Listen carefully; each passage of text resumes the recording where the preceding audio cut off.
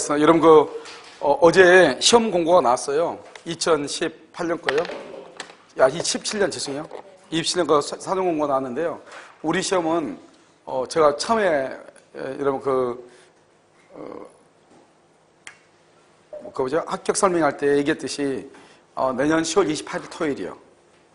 그 다음에 학기자 발표는 11월 29일 날 이렇게 학기자 발표를 하도록 그렇게 되어 있어요. 그 다음에 원서 접수는 8월 며칠인 잘 갑자기 기억이 안 나요. 8월 13일인가 언젠가 그때 원서 접수하도록 그렇게 되어 있어요. 아니요, 저 뒤에 지금 공고를 다 붙여놨어요. 게시판에요. 한번 보세요. 알겠죠? 그리고 좀 이따 이제 밴드라든가 다 카페라든가 이렇게 홈페이지에 다 올라갈 거예요. 그래서 이제 시험 공고가 다 이미 났기 때문에요. 보통 시험 공고 나오면 이렇게 사람들이 좀 긴장하고 그러는데 오늘 전혀 여유가 있네요. 알겠죠? 어떤 시험 공고 나온 거 여유가 있어가지고 발표가 내가 좀 당황스럽네요. 내가 당황스러워.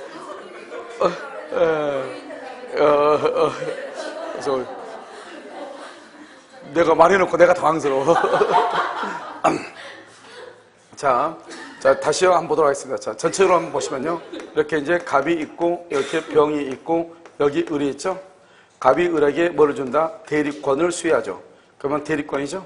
이 대리권은 첫 번째 발생하죠. 발생하는 것은 뭐가 있다? 법정 대리가 있고요. 그 다음에 무슨 대리가 있어요? 임의 대리 이렇게 있죠. 그래서 이미 법정 대리는 법률에 말을 완전히 조심하라 했죠. 이건 뭐라고 그랬죠? 법률의 규정, 법에 규정되어 있다 이 말이죠. 이것을 한마디로 말하면 뭐라고 한다? 법률, 행위 이렇게 딱 구별하란 말이죠. 알겠죠? 그 다음에 그래서 이제 대리권이 소멸하죠. 소멸하는 것은 뭐다?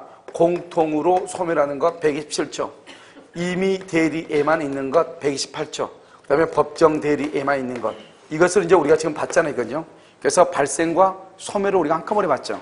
이번에는 뭘 보냐면요. 세 번째로 대리에서 세 번째로요. 대리권의 범위와 제한. 대리권의 범위와 제한. 요즘은 저는 그냥 어떻게 시험에 나왔냐면요. 대리권의 범위 이렇게만 주로 시험에 잘 나왔거든요. 그런데 최근에는 대리권의 범위와 제한 이상 한꺼번에 묶어가지고. 왜냐면 이것만 내기는 그렇고 또 이거 안 내기도 그렇고 그러니까 한꺼번에 묶어서 이렇게 항상 또 무효와 취소 이런 식으로 조건과 기한 이렇게 묶어가지고 조건만 계속 내기는 그렇잖아요. 그러니까 조건과 기한, 무효만 내기 그렇단 말이죠. 무효와 취소. 그래서 무효를 한 3개 정도, 취소를 한 2개 정도 이런 식으로. 알겠죠? 자, 그 다음에 여기 보면 지금 여기 이제 변경이죠. 대리권의 변경 보면 일정한 대리권의 범위가 있고요. 대리권의 범위 안에서 대리권을 남용을 하고 대리권의 남용이 있으면 본인한테 손해니까 본인은 대리권을 뭘 한다? 제한한다. 그래서 이것을 뭐란다? 범위와 제한이라고 얘기하는 것이에요. 알겠죠? 자, 그럼 봐. 우리가 대리권의 범위를 공부하는 이유가 뭐냐 이 말이죠. 갑이 을에게요. 자기 집을 담보로 잡고 돈 1억을 빌려오라고 갑이 을에게 권한을 수여해. 그러면서 1억을 빌려오라고 딱 정했어. 이것을 대리권의 범위라고 하죠. 그랬더니 이 을이요. 상대방 은행에 가가지고 정말로 돈을 얼마를 빌리냐? 1억을 빌리죠. 1억을 빌리죠. 그러면 모든 것을 누가 책임을 지냐? 본인이 책임을 지죠. 그래서 대리권의 범위 안에 들어오죠. 그러면 누가 책임진다? 본인이 책임을 지는 것이에요. 그래서 대리권의 범위 안에 들어오면 일단 원칙적으로 본인이 모든 책임을 져요. 그런데 이 을이요. 1억을 빌려오라고 했는데 3억을 빌렸다 이 말이죠. 그러면은 1억 중에 1억은 누가 책임져? 본인. 그 다음에 1억을 뛰어넘는 2억은요? 2억. 플러스 2억은 누가 책임진다? 대리인이 책임을 진다 이 말이죠. 그래서 대리권의 범위를 벗어나면은 대리인이 책임지고 대리권의 범위 안에 들어오면 본인이 책임지는 게 원칙이에요. 그래서 우리가 대리권의 범위를 공부하는 이유는 어느 부분은 본인이 책임지고 어느 부분은 대리인이 책임지는가 그 경계를 명확히 하는 것이죠. 그러면 이렇게 대리권의 범위 안에서 대리인이 대리행위를 했는데 그러면 대리권의 범위 안 그러면 무조건 본인이 책임지죠. 그런데 대리인이 자기 자신을 위해서 그 돈을 사용했다 이 말이죠. 그것을 대리권의 남용이라고 얘기하는 것이에요. 이러한 대리권의 남용의 경우에도 원칙적으로 누가 책임을 진다? 본인이 책임을 지죠. 왜 본인이 책임을 지는 것이냐? 대리권의 남용은 원칙적으로 대리권의 범위 안에서 이루어지기 때문이다 이 말이죠. 그런데 대리권의 범위 안에서 이루어졌는데 대리인이 대리권을 남용할 것 같다고 하는 사실을 상대방이 알았거나 알 수 있었을 때 본인의 책임을 진다 안 진다? 안 지는 것이죠. 그 다음에 대리인이 대리권을 남용을 하면 보통의 경우는 본인한테는 이익이다 손해다? 손해죠. 손해니까 대부분 대리권을 뭘 한다? 본인은 제한을 하죠. 제한하는 경우는 119조 공동으로 대리해라. 공동대리 124조 자기계약 쌍방대리 금지. 그래서 자기계약 쌍방대리를 금지하는 것, 이것을 범위와 남용과 제한 이렇게 나누어지죠. 무슨 말인지 알겠죠? 그럼 먼저 여기서 이제 우리가 뭐를 보냐면, 그래서 대리권의 범위를 한번 보죠. 이 대리권의 범위가 명확하냐, 명백하냐, 또는요 대리권의 범위가 불분명하냐, 이렇게 두 가지로 나누어지는데, 불분명한 경우도 잘 나오고 명백한 경우도 잘 나오죠. 그럼 보면 대리권의 범위가 명백하다고 하면 대리권의 범위 아니다, 대리권의 범위 바뀌다, 이런 말이죠. 그러면 대리권의 범위 안은 뭐냐면, 먼저 임의대리죠. 임의대리권, 즉 갑이 을한테 대리권을 수여하죠. 그러면 대리인이라는 사람은 상대방과 계약만 하는 것이 아니잖아요. 상대방이 무슨 말을 하면은 그 말을 어떻게 받아야 돼, 안 받아야 돼? 받아야 되겠죠. 그래서 임의대리권은 수령대리권, 수령대리권도 포함을 하는 것이고, 수령대리권. 그 다음에 매매계약을 체결하고 하라. 매매계약 체결과 이행까지 하고 하라. 이행 이렇게요. 또는요 소송상 화해, 소송상 화해나 또는 화해나 또는 포기를 해도 된다, 이렇게 대리권을 줬다 이 말이죠. 그렇으면 갑이 을한테, 본인이 대리인한테 매매계약을 체결하고 오라고 대리권을 줬다 이 말이죠. 이런 경우요 대리인이라는 사람은 계약을 체결하고 중도금이라든가 계약금이나 중도금이나 잔금 같은 것도 뭐 할 수 있다? 수령할 수도 있다. 이게 문제죠. 무슨 말이다? 본인 갑이 을에게 자기 집에 대해서 계약을 처분해달라고 대리권을 주죠. 그러면 을은 상대방하고 만나가지고 계약만 해야 되겠죠. 그러면 계약금이나 중도금이나 잔금은 본인의 통장으로 입금을 해야 되잖아요. 그런데 상대방이 본인 통장으로 입금하지 않고 대리인의 통장으로 입금을 했다 이 말이죠. 그래도 되는가 이 말이죠. 그래도 된다 이 말이죠. 그러면 상대방이요 대리인의 통장으로 잔금을 입금했단 말이죠. 그러고 난 다음에 본인한테 등기를 청구할 수가 있어요 없어요? 있다, 이런 말이죠. 그것을 대리권의 범위 아니다, 이렇게 얘기해요. 그런데 대리인이라는 사람이 그 돈을 본인한테 반환해야 되잖아요. 본인한테 돌려주지 않고 대리인 자신이 사용할 수가 있겠죠. 그것을 우리는 뭐라 한다? 이렇게 수령하고 나서 대리인이 자기 자신이나 제3자를 위해서 사용해. 이것을 우리는 뭐라 한다? 대리권 남용이다, 이렇게 얘기하죠. 대리권 남용, 이렇게요. 그럼 대리권 남용은 원칙적으로 누가 책임진다? 원칙은 누가 책임을 져요? 본인이 책임을 지는 것이다, 이 말이죠. 왜 원칙적으로 본인이 책임을 지는 것이냐? 이건 너무나 당연한 거죠. 본인이 책임을 지는 것은요, 대리권 남용은 대리권의 범위 안에서 이루어지는 거잖아요. 그래서 원칙적으로 본인이 책임을 지고, 만약에 예외적으로 상대방이요 대리인이 대리권을 남용할 것 같다는 사실을 알았거나 알 수 있었다, 그러면 본인이 책임을 진다 안 진다? 안 지죠. 이 알았거나 알 수 있다는 것은 뭐다? 다른 말로 민법 107조 1항 단서 유추 적용이다, 이렇게 얘기하죠. 그래서 이것을 뭐란다? 107조 제1항을 뭐란다? 비진의 표시죠. 비진의 표시의 규정을 유추 적용한다, 이런 말이죠. 이것은 좀 이따 설명을 다시 한번 하고, 여기서 다시. 자, 두 번째는요, 매매계약을 체결뿐만 아니라 이행까지 하고 하라, 이행. 등기까지 하고 하라, 이 말이죠. 매매계약을 체결하고 하라, 그 말은 중도금이나 잔금을 대리인이 받을 수 있는데, 체결뿐만 아니라 이행까지 하고 하라, 이 말은 등기까지 해주고 하라, 이 말이잖아요. 그러면 뭐가 된다? 이때는 잔금 지급기일, 잔금 지급기일을 뭐 해줄 수 있어? 연기해 줄 수 있다. 이것도 아주 중요하죠. 만약에 본인이요 변호사한테 대리권을 주면서, 대리권, 그래서 소송상 화해나 포기, 소송을 하다가 안 되면 화해를 하든지 포기도 된다, 이렇게 대리권을 줬다 이 말이죠. 이랬을 때는 어떻게 돼요? 소송상 화해나 포기 이렇게 됐죠. 이렇게 대리권을 줬다. 그러면은 이 사람이 소송상 화해를 할 수가 있어요 없어요? 있고, 포기할 수도 있어요 없어요? 있다. 그래서 소송을 포기해도 괜찮다 이 말이에요. 왜? 어차피 포기해도 된다고 대리권을 줬잖아요. 그랬더니 정말로 이 사람이, 변호사가요 소송을 포기했다 이 말이죠. 그래도 괜찮다 이 말이죠. 이런 것을 대리권의 뭐라고 한다? 범위 아니다. 이렇게 얘기하죠. 그래서 암기해야 되는데 우리 시험에는 거의 뭐 이 두 가지가 거의 시험에 나왔어요. 알겠죠? 그 다음에요. 대리권의 범위 바뀌다. 이것은 뭐냐면 매매계약을 체결하라고 대리권을 줬어요. 집을 매도하라고 대리권을 줘서 예금을 좀 하고 오라고, 입차를 좀 봐오라고, 입차. 그 다음에 내 돈, 내 빌려준 돈 영수 좀 받아오라고. 알겠죠? 이런 식으로 해서, 그 다음에 우리가 변호사한테 이제 소송을 맡기잖아요. 그래서 내가 승소를 하죠. 그럼 패소한 사람이 소송 비용을 부담해야 되거든요. 그러니까요, 여기요, 소송 비용이요, 소송을 하고 난 다음에 그 내가 승소를 했으니까 돈을 받아오라고. 알겠죠? 이렇게 대리권을 줬다 이 말이죠. 그런데 매매계약을 체결하고 오라고 했더니 이 인간이 가서 계약을 해제하고 온다거나 극과 극이잖아요. 그 다음에 매도하고 오라고 했더니 가서 집을 다시 하나 사왔다. 매수.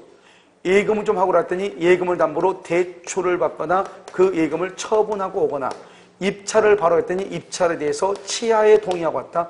영수, 내가 빌려준 돈 좀 받아오라 했더니 일부를 먹었다. 면제하고 와갔다 이 말이죠. 소송 비용을 받아오라 했더니 소송 비용을 뭐하고 왔다? 면제해주고 왔다. 포기하고 왔다 이 말이죠. 포기, 면제 또는 포기하고 왔다. 된다 안 된다? 안 되죠. 이런 것들은 되냐 안 되냐? 대리권의 범위 바뀌다.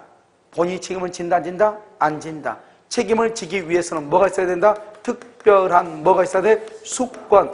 본인의 특별 수권이 있으면은 매매계약의 체결의 대리권은 해제를 할 권한이 있지만, 만약에 특별한 수권이란 말이 없는 한 여기 보면 영수의 대리권에는 일부를 면제할 권한이 있다 없다? 없다 이런 말이죠. 이것은 암기를 해야지. 아주 간단하니까요. 그래서 극과 극이다. 이 두 가지를 정확히 암기하고 나머지는 극과 극이다 이렇게 이해하시면 되죠. 그 다음에 대리권 범위가 이렇게 명확할 땐 그런데 불분명할 때가 있죠. 뭐냐면 이런 경우죠. 본인이 대리한테 뭐라고 얘기하냐? 야, 너 내 대리인이 될래? 이렇게. 더 이상 무슨 말이 없어. 그냥 너 내 대리인이 될래? 그래서 너 너의 대리인이 돼서 일 좀 처리해줘? 그러고 나서 뭐를 하라고 구체적으로 지시한 게 없단 말이죠. 그랬을 때 대리인은 무엇을 할 수 있는가? 이런 말이죠. 그래서 대리권의 범위가 이렇게 불분명할 때는 첫 번째 뭐냐면 보존행위요. 보존행위. 이 보존행위는 어떻게 할 수 있냐? 제한 없이 무제한적으로 할 수가 있어요. 보존행위는 뭐냐? 미등기 건물이 있어. 미등기 건물에 대해서 뭐를 해야 돼요? 보존 등기하죠. 보존 등기. 그 다음에 우리가 낡은 가옥이 있죠. 낡은 가옥. 그래서 낡은 뭐죠? 가옥 있죠? 가옥에 대해서 뭘 한다? 수선하는 거, 수선 다 보존이죠. 소멸시효는 뭐라 하죠? 소멸시효. 소멸시효 그러면 어떻게 돼요? 권리가 없어진다 이 말이잖아요. 그런데 소멸시효를 중단시키면 좋아요, 나빠요? 좋죠. 그래서 소멸시효 중단 이런 것들은 다 보존이에요. 그런데요, 또 한 가지 뭐냐면 성질이 변하지 않아야 돼. 성질이 변하지 않는 범위 내에서 이용하고 무슨 행위요? 계량행위요. 이 이용과 계량행위를 뭐라고 한다? 이것을 임대차라고 그래. 임대차. 이것은 된다. 여기서 중요한 키워드가 뭐예요? 여기서 중요한 키워드가 뭐야? 성질이 변하지 않아야 되죠. 그런데 여기서 성질이 변하면 안 되는 거 있죠. 성질이 변하면 안 되는 거. 알죠? 성질이 변하면 안 돼. 그런데 성질이 변하지 않아도 되는 거. 그게 바로 뭐다? 바로 예금 있죠, 예금. 예금을 인출해. 그럼 예금을 인출하면 돼야 안 돼요? 안 되죠. 예금은 권리죠. 인출하게 되면 뭐로 된다? 물건이 되죠. 그러니까 예금을 인출해서 다른 사람한테 대여하거나 또는 주식을 사거나 그러면 된다 안 된다? 안 되죠. 형질 변경. 예를 들어서 전을 뭐로? 대지로 형질 변경 된다 안 된다? 안 된다 이런 말이죠. 그래서 특히 우리 시험에요. 이게 시험에 잘 나왔죠. 예금을 인출해서 대여한다. 예금을 인출해서 주식을 산다. 이건 안 된다 이 말이죠. 왜요? 이미 뭐가 바뀌었다? 성질이 바뀌었다. 성질이 바뀌면 된다 안 된다? 안 된다 이렇게. 이것을 대리권의 범위라고 얘기하죠. 먼저 정리를 할게요. 자, 대리권의 범위 보면 오른쪽에 여러분 봐보세요. 어디로 보냐면 31쪽에 오른쪽 맨 위에요. 대리권의 범위 118조라고 나와 있나요? 거기 보면 뭐라고 되어 있냐면 118조 권한을 정하지 아니한 대리는 다음 각호의 행위만 그래 됐죠? 거기 줄거 봐. 행위만. 여기서 무조건 만자를 집어넣으면 안 돼. 제1호 봐봐. 보존행위. 그다 써 옆줄 긋고 제한 없이 이렇게 써봐요. 제한 없이 이렇게. 그 다음에 2호는요. 대리의 목적인 물건이나 권리의 성질을 변하지 않는 범위. 성질이 변하면 안 되죠. 그 다음에 이용하고 계량이요. 이용 또는 계량을 가로로 묶어요. 이용 또는 계량 가로 묶었어요. 거기다 써요. 뭐라고 하냐? 임대차, 임대차. 자, 그 다음에 대리권의 범위죠. 여러분 이건 암기해야 돼요. 대리권의 범위가 명백하냐 불분명하냐. 명백, 대리권의 범위 안 그러면 누가 책임져? 본인. 임의 대리권은 수령 대리권을 포함하고요. 체결과 이행이죠. 이행. 맨 끝에 잔금 지급기를 말 수 있다. 연기. 매매계약 체결. 중동과 잔금을 말 수 있다. 수령할 수도 있다. 대리인이. 소송상의 화해나 포기. 소송상의 화해나 포기를 하고 와라 했더니 인간이 진짜로 포기를 하고 와서 포기. 알겠죠? 그 밑에 괜찮다 이 말이죠. 그러면 그 밑에를 봐봐요. 대리권의 범위 바뀌요. 예금이죠. 예금을 하고 오라 했더니 담보로 대출을 받거나 처분했다. 매수, 매수 집 하나 사오라 했더니 사고 나서 다시 그걸 팔았어. 매도. 내가 빌려준 돈 좀 받아와라. 영수 받아와라. 그랬더니 면제하고 있어. 면제. 수령의 대리권. 그래서 소송 비용을 좀 수령하고 오라 했더니 소송 비용을 인간이 가서 뭐하고 와서 포기. 매매계약 계약 체결하고 오라 했더니 인간이 가서 뭐하고 왔어? 해제. 돼, 안 돼? 안 돼. 가서 입차. 경매 좀 받아와라, 경매.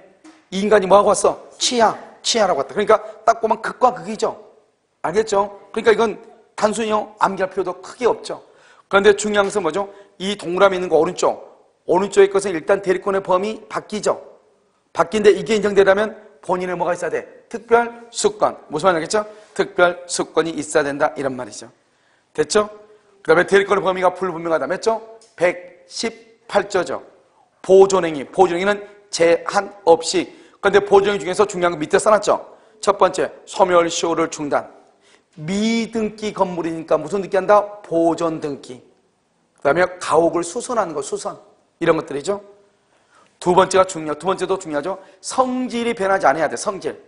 이용하고 계량. 성질이 변하지 않아야 돼.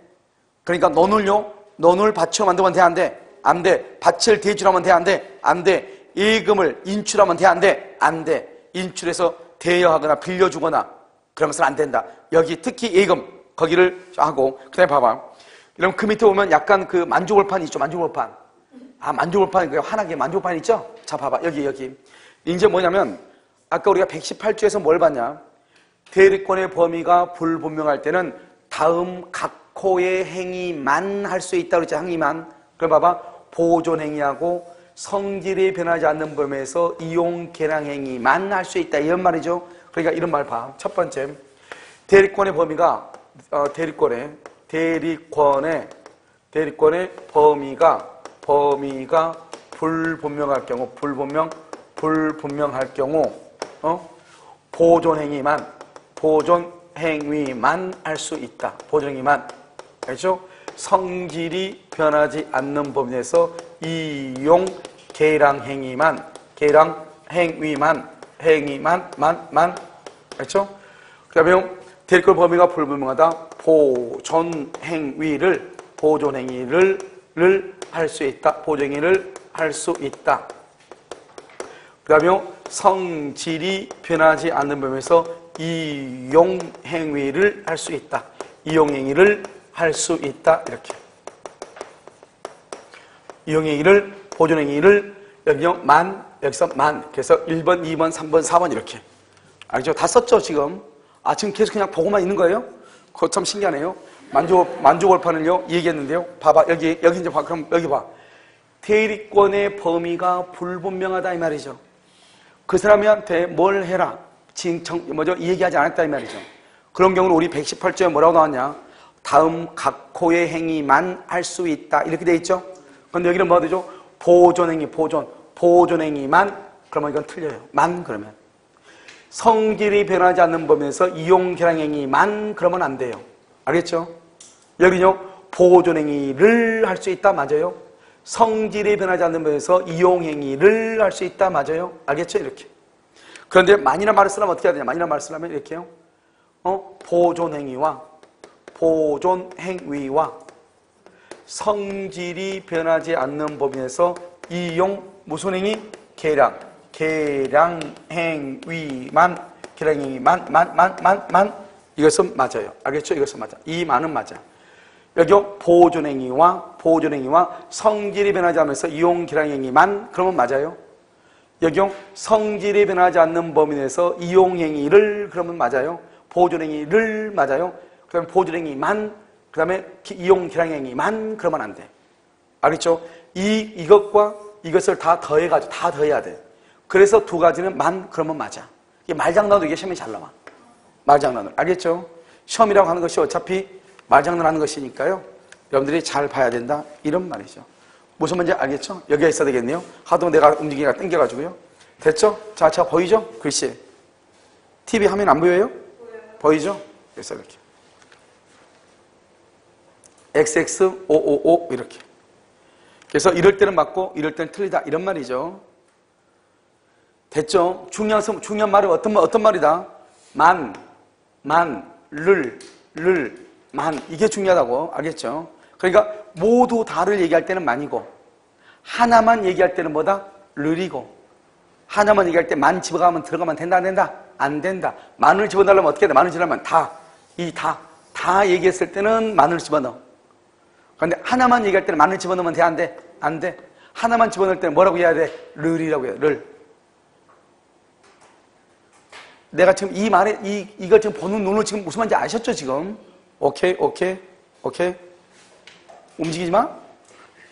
오케이.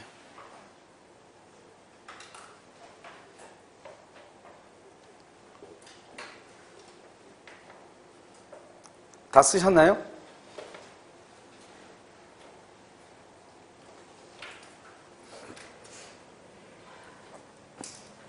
다 되셨죠? 오케이.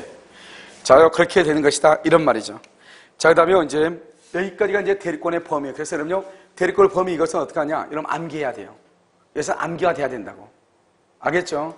왜냐면 이런 것들은 단순한 거잖아요. 뭐 논리가 있는 거 아니잖아요. 지금 원래 판례가 뭐는 대리권의 범위가 된다 안 된다 하는 것을 제가 키워드를 잡아가지고 좀 해놓은 거예요. 나중에 이제 문제를 볼 때 우리가 보면 알겠지만 아무것도 아니단 말이죠. 자, 그 다음에 뭐라고 하냐? 대리권의 제한이라고 하는 것을 한번 봐요. 대리권의 제한. 범위와 제한 이렇게 나오니까요. 그럼 이제 대리권의 제한을 한번 보시면 대리권의 남용을 대리권의 남용을 또 안 봤네요. 이 대리권의 남용 이렇게요. 대리권의 남용을 보면 대리권 남용은 이렇게 돼 있죠. 이렇게 갑이 있고 여기 병이 있고 여기 을이 있죠. 갑이 을한테요 1억을 빌려오라고 대리권을 주죠. 그래서 대리권의 범위는 얼마다? 1억이다. 그런데 을이요 은행 가가지고 정말로 1억을 빌렸다. 1억. 그럼 이걸 뭐란다? 대리권의 범위 내다. 대리권의 범위 내 그럼 무조건 누가 책임을 져요? 본인이 책임을 지죠. 본인. 아시죠? 두 번째, 1억을 빌려라 했는데 이 사람이 3억을 빌렸다. 3억. 그럼 3억은 어때요? 1억은 대리권의 범위 내죠. 범위 내. 얼마를 더 빌렸죠? 2억을 더 빌렸죠? 그러면 2억에 대해서는 대리권을 준 적이 있다 없다? 없죠? 이것을 우리는 뭐란다? 무권 대리라고 얘기하고요.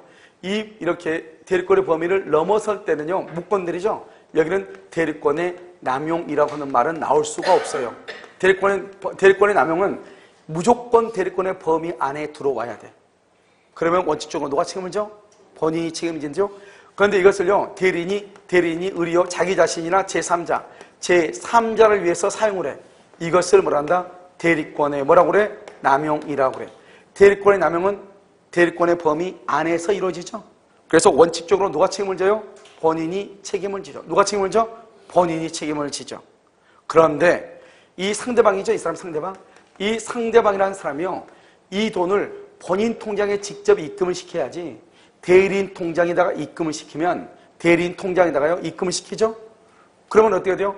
대리인 통장에 입금시키면 대리인이라고 하는 사람이요. 뭐를 하죠? 그 돈을 사용할 것 같아.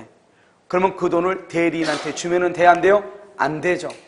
누구한테 줘야 돼요? 본인한테 직접 줘야 되죠. 이 돈을 주면 대리인이 대리권을 남용할 것 같다는 사실을 뭐를 했거나 알았거나 알 수 있었다. 알았거나 알 수 있었음에도 불구하고요. 그 돈을 본인한테 주지 않고 대리인한테 줬다. 이런 말이죠. 이런 경우까지 본인 너가 책임을 져라 그러면 돼? 안 돼? 안 되죠. 그래서 이런 경우는 107조 1항 이랑 단서 유추적용에서 본인은 책임을 진다 안 진다? 본인은 책임을 지지 않는다. 107조 1항 단서를 뭐라 한다? 비진입 표시. 비진입 표시를 유추 적용하여 이렇게 비진입 표시. 그래서 우리가요, 비진입 표시는 뭐죠? 원칙적으로 뭐대로 효력이 있다? 표시대로 효력이 있다. 그런데 상대방이 뭐랬거나 알았거나 알 수 있었을 때는 유효이다, 무효이다, 무효이다, 무효이다. 이것을 얘기하는 거예요. 그러니까 상대방이 대리인이 대리권을 남용할 것 같다는 사실을 상대방이 알았거나 알 수 있었다면 그것은 본인한테는 효력이 있다, 없다? 없다. 본인은 책임을 진다, 안 진다? 안 진다. 그래서 본인은 책임을 지지 아니한다. 이런 말이죠. 이것을 비진입 표시 유추 적용이다. 그래서 뭐라고 시험이 나오냐? 두 가지가 나와. 첫 번째, 비진입 표시에 관한 규정은 대리권 남용에도 적용이 된다. 이렇게. 그럼 비진입 표시에서 나와. 그러면 대리권 남용에서는 뭐라고 나오냐? 비진입 표시를 유추 적용하여 본인은 책임을 지지 아니한다. 이렇게 나와. 아니죠? 양쪽에서 다 나온다. 이런 말이죠. 그래서 여러분요, 다시 한번 그림 31쪽이에요. 맨 끝에 왼쪽 대리권 남용이죠. 갑이 을한테 1억을 빌려오라고 그랬죠. 그런데 1억을 빌렸죠. 그럼 대리권의 범위 내 동그라미 범위 내 동그라미 범위 내 했어요. 원칙적으로 누가 책임져? 본인. 그런데 자기 자신이나 제3자를 위해서 사용하죠. 우리 것을 말한다. 대리권의 남용이죠. 남용이어도 원칙적으로 누가 책임을 져? 본인. 오에다가 거기다 써봐. 오 동그라미 돼 있죠. 거기다가 원칙이라고 써봐. 원칙. 오에다가 원칙 이렇게 써봐. 원칙은 본인이 책임을 진다. 그런데 그 병법과 병, 상대방이 대리인이 대리권을 남용할 것 같다는 사실을 알았거나 알 수 있었을 때 본인은 책임을 지지 않죠. 거기를 107조 1항 단서 거기까지 줄고 107조 1항 단서를 뭐라고 한다? 비진입 표시 이렇게 비진입 표시를 유추 적용하여 본인은 책임을 진다 안 진다? 안 진다 이렇게 본인은 책임지지 아니한다 이렇게 됐죠? 오케이. 자, 그다음에 대리권의 남용을 이제 했죠? 그러면 대리권의 남용이 있으면 본인한테는 이익이다, 손해다. 그러면 본인은요, 대리권을 넓혀야 돼, 좁혀야 돼? 좁혀야 된다. 그래서 여기서 첫 번째 대리권의 제한이 나와. 그러면 대리권의 제한에는 두 가지가 있어요. 첫 번째 119조가 뭐냐? 공동대리라고 하는 것이 있어요. 자, 한번 볼까요? 이렇게요. 갑이 있죠? 갑이 있고, 이렇게 병이 있고, 갑이요, A하고 B하고 C하고 세 사람한테 대리권을 줘. 이것을 우리는 뭐란다? 대리인이 수인 있다. 이렇게. 대리인이 여러 명이다. 이렇게. 대리인이 여러 명이에요. 이렇게 대리인이 여러 명일 때는 대리는 능동대리가 있고, 무슨 대리가 있다? 수동대리가 있죠. 그래서 이 A, B, C가 병한테요. 이것을 능동대리라고 얘기하고요. 그 다음에 이쪽에서 이렇게요. 이것을 무슨 대리다? 수동대리다. 이렇게. 그래서 능동대리, 수동대리 이렇게. 그럼 능동대리는요. 능동대리는 원칙이 무슨 대리냐? 각자가 대리를 해. 무슨 대리한다? 각자 대리. 수동대리는 언제나 각자 대리요. 이런 각자 대리를 다른 말로 뭐라고 한다? 이것을 단독 대리. 똑같아. 각자 대리, 단독 대리. 그런데요, 이 능동대리는요, 원칙은 각자 대리지만 예외적으로 수권행위에 의하거나 수권행위, 그 다음에요, 법률의 규정에 의해서 무슨 대리할 수 있다? 공동으로 대리할 수가 있어요. 공동으로 대리. 그래서 그럼 법률의 규정에 가장 대표적인 사람이 누구예요? 법률 규정에 누가 있다? 친권자가 있는 거예요. 친권자. 그래서 친권자의 경우는 무슨 대리다? 공동 대리죠. 그럼 여기 딱 봐봐. 수동 대리는 언제나 각자 대리죠. 근데 능동 대리는요, 원칙은 각자인데 예외적으로 공동으로 대리할 수 있잖아요. 그래서 아까 우리 수동 대리에서 우리 전번 시간에 문제 풀었죠. 수동 대리에서 1번이 정답이죠.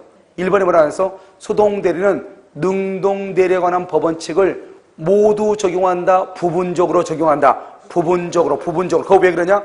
수동 대리는 언제나 각자 대리고 공동 대리는 있다, 없다? 없다. 그래서 능동은 각자 대리도 있고 공동 대리도 있는데 수동 대리는 각자 대리밖에 없잖아요. 그러니까 수동 대리는 능동 대리에 관한 각자 대리만 적용하고 공동 대리는 적용한다 안 한다? 안 한다. 그래서 부분적으로 적용한다 이렇게 얘기하는 거예요. 알겠죠? 그런데 여기서 공동 대리할 때 공동이라고 하는 것은 뭐냐? 그것은 의사결정 공동설이라고 해서 의사결정을 공동으로 하라 이 말이죠. 의사결정을 공동으로 하라 이 말이죠. 그래서 의사결정을 공동으로 하라 이런 말이에요. 됐죠? 그러면 의사결정을 공동으로 하려면 어떻게 해야 돼요? A, B, C가 의사를 결정을 해야 되잖아요. A하고 B하고 C가 의사를 결정을 해야 되잖아요. 그러면 이때 의사결정할 때 공동으로 할 때 어떻게 하냐 이 말이죠. 응? 그럼 여기 한번 봐봐요. A, B, C 이렇게 돼 있죠. 그러면 A하고 B하고 C가 의사를 결정할 때는 어떻게 해야 돼요? 각자 의사결정권은 33%죠. 알겠죠? 3분의 1이잖아요. 그런데 만약에 의사결정을 공동으로 하라겠는데 공동으로 만약에 1인이 단독으로 결정하면 어떻게 돼요? 1인이 단독으로 의사를 결정을 하게 되면 그 사람의 결정 권한은 커진 거예요? 좁아진 거예요? 세 사람이 같이 하겠는데 한 사람이 결정을 했어. 그럼 결정 권한이 커졌어요? 줄어들었어요? 우리가 봐봐. A하고 B하고 C가 같이 공동을 하면 3분의 1, 3분의 1, 3분의 1이잖아요. 그런데 이 사람이 단독으로 결정하면 어디가 돼요? 100%가 되죠. 한 사람씩 하면 얼마가 돼요? 33%가 되는데 이 사람이 단독으로 하면 몇 퍼센트가 돼? 100%가 되잖아요. 그러니까 결정 권한이 커졌어요? 줄어들었어요? 커진 거죠. 그러니까 이렇게 되면 33%는 기본인데 기본 67%는 단독이다. 뭐죠? 무권대리가 돼요. 무권대리가. 대리권이 있어 없어? 없죠. 자기는 몇 퍼센트의 결정권만 있어? 33%.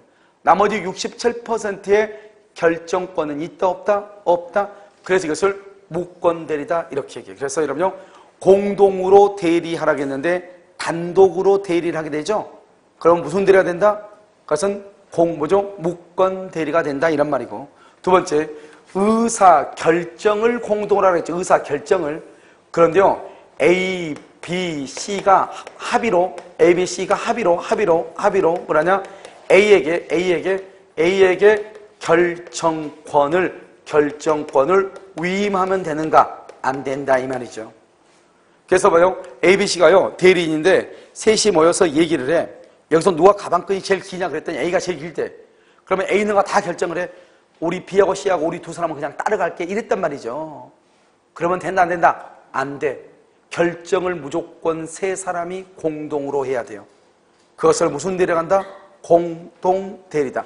내가 이렇게 자세하게 설명하니까 이렇게 복잡한 것처럼 보이지만 실질적으로 공동대리는 무슨 대리가 원칙이다? 각자 대리가 원칙이다. 이 한마디만 정확히 알면 되고, 능동대리는 무슨 대리도 있다? 공동대리도 있지만 수동대리는 언제나 무슨 대리다? 각자 대리다. 그래서 수동대리는 능동대리에 관한 법원칙이 부분적으로만 적용이 되는 것이다 이런 말이고, 공동으로 대리하라겠는데 한 사람이 단독으로 대리를 했다. 그러면 그것은 무슨 대리가 된다? 무권 대리가 된다 이런 말이죠. 자, 한번 볼까요? 어디를 보시냐면 여러분요 거기가 페이지요 33페이지를 한번 봐주세요. 자, 33페이지를 보면 거기 뭐라 나왔죠? 맨 위에요. 대리인이 수인일 때는 동그라미, 각자 동그라미, 그 다음에 본인을 대리 동그라미, 각자 대리한다. 그렇게 돼 있죠? 그러나 법률 동그라미요. 법률. 거기다 친권자라고 써요. 법률 친권자 33페이지 맨 위에죠. 수권행위에 다른 정한 바가 있을 때는 가로 묶고요. 그러하지 아니하다. 그러하지 아니하다 이 말은 단독으로 각자가 대리하지 않는다 이 말이죠. 이퀄 써 이퀄 공동으로 대리한다 이 말이죠. 이 말이 그러하지 아니한다 이 말이 공동으로 대리한다 이 말이에요. 공동으로 대리한다 이렇게 됐죠? 자, 그럼 밑에 봐봐. 그림 본인 갑하고 병하고 A, B, C가 있죠? 대리인이 여러 명이죠? 능동대리, 수동대리 이렇게 돼 있죠? 이런 능동대리는 뭐예요? 원칙 무슨 대리다? 각자 대리죠? 예외적으로 법률의 규정이나 수권행위에 의해서 무슨 대리다? 공동대리를 한다. 이때의 공동은 무슨 공동이다? 의사결정 공동이다. 그러니까 의사결정을 공동으로 하라고 했더니 한 사람이 단독으로 결정을 했다. 그러면 결정 권한이 커졌다 줄어들었다? 커졌다. 그러니까 커진 것만큼은 무슨 대리가 된다? 무권 대리가 된다 이 말이죠 지금. 알겠죠? 그래서 그것을 얘기한다 이런 말이죠. 자, 그 다음에 여러분요, 어디를 한번 오냐? 그 앞으로 한번 와, 다시 32페이지. 지금 이제 여러분요, 여기서 우리가 뭘 봤냐면, 여기서 대리권을 제한해서 공동 대리를 봤죠? 이번에는 자기계약 쌍방 대리 금지를 봐요. 자, 여기 124조를 보면요, 자기계약,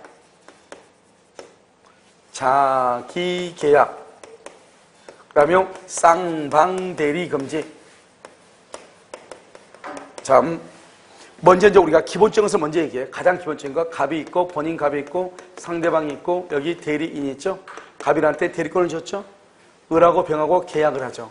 그러면 여러분요, 우리가 이제 여기서 뭐가 있냐면요, 여러분요, 매도인 난하고 매수인 난이 이렇게 있을 거 아니에요. 여기 보면 매도인 난, 매도인, 여기 매수인 난, 이렇게 이제 우리가 계약서가 이러면 있잖아요, 계약서가. 그러면 계약서에다 뭐라 쓰죠? 본인 갑이요, 을한테 대리권을 줬어요. 그래서 집 좀 팔아달라고. 그랬더니 대리인이 상대방하고 계약을 했어요, 계약. 그리고 계약서에다 쓸 거 아니에요.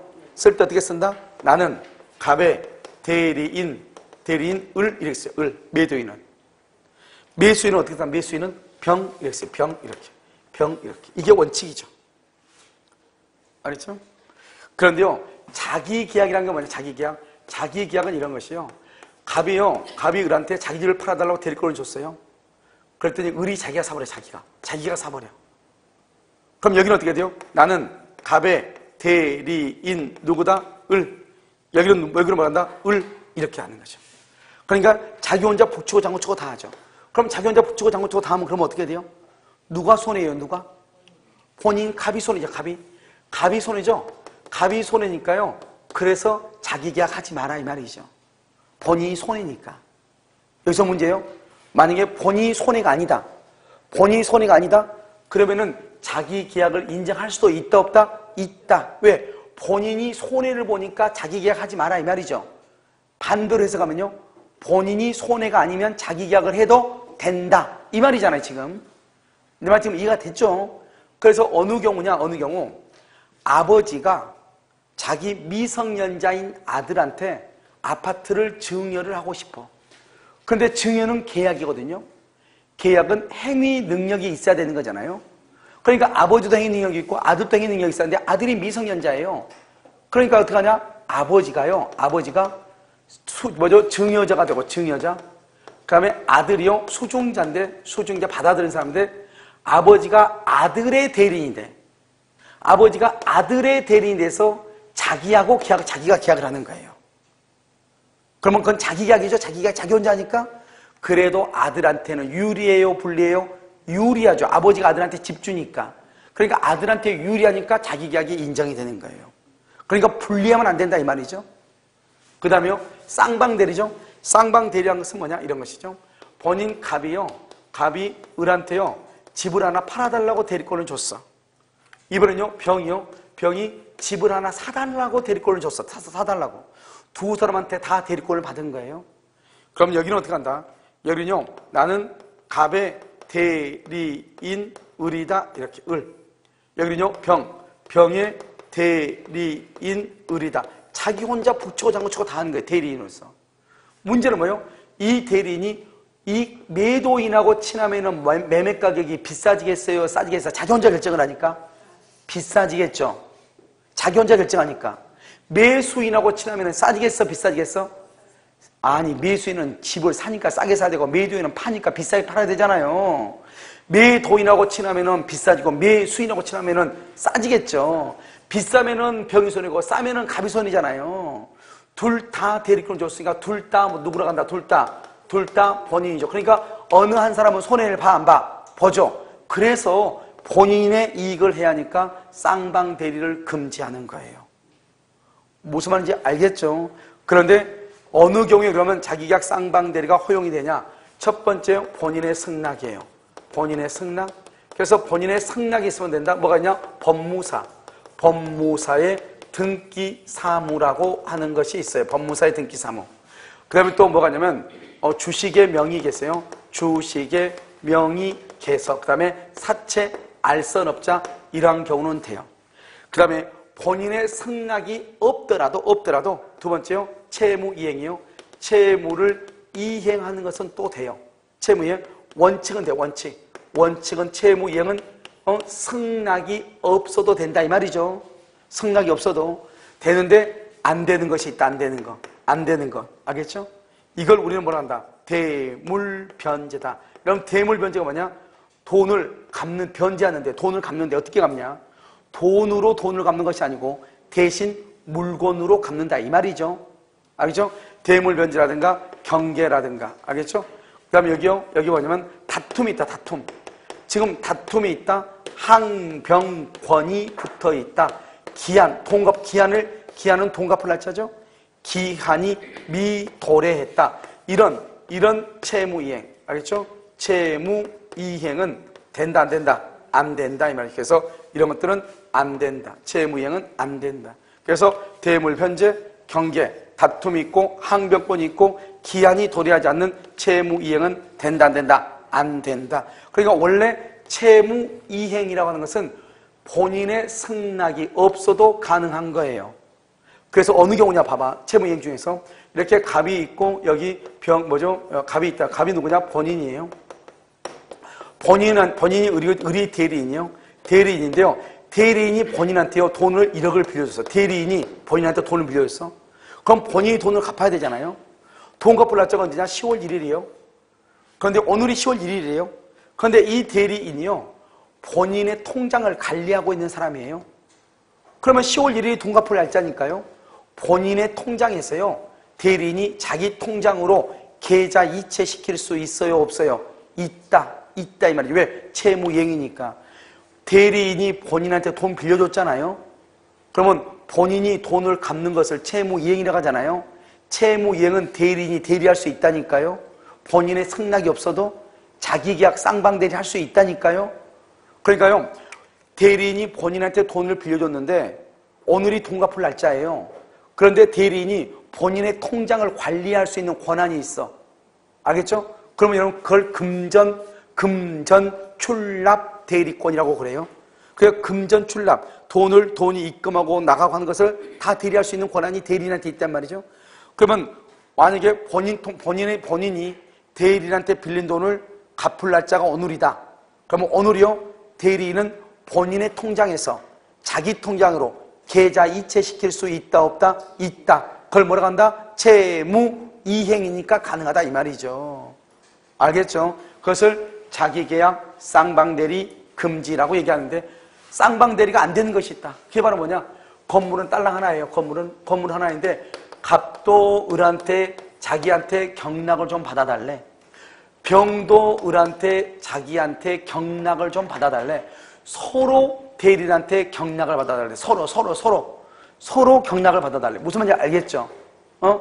여러분 이런 경우 서로 나한테 경락을 받아달래 말이죠? 이런 경우 이 을이 갑한테 경락을 받아주면 병한테는 안 되고 병한테 받아주면 누구한테 안 돼? 갑한테 안 되죠.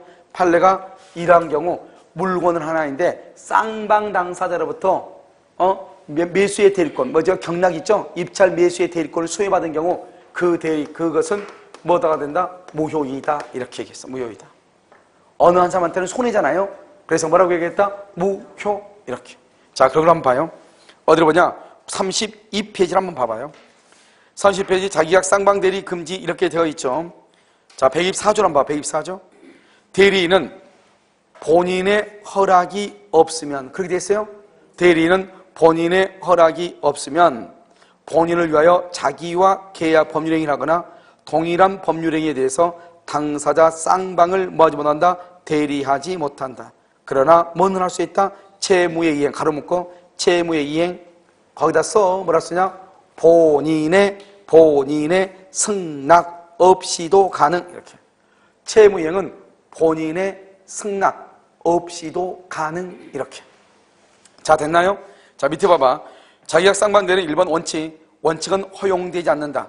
본인의 이익을 해치기 때문에 예외적으로 본인이 승낙이 있거나 채무 이행은 된다. 그런데 안 되는 것 별 해가지고 지금 해놨죠? 대물변제 경계 다툼 거기 줄고 다툼 항변권 줄고 기한 미도래 줄고 그래서 다툼이 있는 채무이행, 항변권이 붙어있는 것, 돈 갚을 날짜가 아직 안 된 것, 이런 것들은 허용된다 안 된다? 안 된다. 3번 판례. 허용되는 것 3번 판례. 첫 번째 뭐다? 법무사 뭐다? 등기사무. 거기다 별하네. 법무사 등기사무. 법무사 등기사무 중요하다 이 말이죠. 주식의 명의계서 거기다가요 조그맣게 세모. 왜냐면 이것은 주택관리사 시험에 나왔어. 알겠죠? 그래서 뭐냐? 주식의 명의계서. 그 다음에 바로 사채, 알선업자 이런 것들도 있다. 그런데 우리는 첫 번째 법무사, 두 번째 주식의 명의계서 거기를 주로 잘 알아야 되고. 자, 오른쪽 한번 봐봐요. 계약서에 보면 원칙적으로 어떻게 해야 돼요? 본인 갑이 을한테 대리권을 주고 그 다음에 상대방이 있고 대리인이 상대방하고 계약을 하죠. 원칙은 매도인은 갑의 대리인 을, 매수인은 병 그랬는데 자기 계약은 어떻게 한다? 자기 계약은 병 자리에 누가 들어간다? 을이 들어간다. 을이. 알겠죠? 그러니까 대리인이 자기가 매도인의 대리인이 되고 자기가 매수인 돼가지고 혼자서 계약하는 것을 뭐라고 한다? 자기 계약이다. 이렇게. 그럼 여러분요 자기 계약은 이거 봐봐. 여기 그림 하나 더 그려줘. 여기 차라리 여기 이렇게 갑, 을, 병 그래가지고 갑, 을, 병 금을. 자기 계약은 지금 원래 이 그림은 어떤 그림이에요? 원칙에 관한 그림이잖아요. 자기 계약은 뭐냐? 이거단 말이에요. 자기 계약은 이렇게 본인 갑이고 여기 을이고 여기 을이다 이 말이죠. 이렇게. 이건 본인이고 이건 대리인이고 상대방이고 이렇게. 알겠죠? 그래서 을이 매도인은 나는 갑의 대리인 을, 매수인은요 을 이렇게 된 것을 뭐라 한다? 자기 계약이다. 이렇게. 뭐라고 한다고? 자기 계약. 이렇게. 밑에 그림이 뭐죠? 쌍방대리하고 나와 있나요? 쌍방대리는 갑하고 병한테 그럼요 병 틀렸어. 병은 상대방이 아니에요. 병을 본인이라고 해요. 본인. 병이 상대방이 아니고 병이 본인이에요. 본인. 알겠죠? 갑도 본인이고 병도 본인이에요. 밑에 그린 병을 상대방을 지우고 뭐라고 써야 돼? 본인이라고 쓰라고. 본인. 했어요? 둘 다 본인이에요. 됐죠? 갑도 본인이고 병도 본인이라. 밑에 그림에 갑 본인이죠? 병은 상대방으로 되어 있죠? 대리권 그래가지고 상대방도 본인이라고. 둘 다 본인이에요. 알겠죠? 계약서에 쌍방대리죠? 갑의 대리인 을, 병의 대리인 을 이렇게. 알죠? 이것을 뭐라 한다? 쌍방대리다. 원칙적으로 허용된다 안 된다? 안 된다 이런 말이죠. 그 다음에 그 밑에 이제 봐요. 물건은 하나이죠. 물건은 한 개인데요. 한 사람이 두 사람을 대리해서 입찰을 본다. 된다 안 된다? 안 된다. 무슨 대리? 뭐다? 이것은 쌍방대리 금지에 어긋난다 이런 말이죠. 그럼 그 밑에 보면 박스 안에 봐봐. 박스 안에서는 뭐가 중요하냐? 첫 번째 당구장 바로 밑에 있는 점 거기다가 별 하나에 당구장 밑에 있는 바로 첫 번째 점에다가 별 하나라고. 부동산 입찰 절차에서 동일 물건에 관하여 한 개죠. 이해관계가 다른 2인 이상의 대리인이 된 경우 그 대리인이 한 입찰은 무효이다. 무효 동그라미 하고 무효 그다 동그라미. 지금 됐죠? 그래서 그것을 얘기한다 이 말이죠.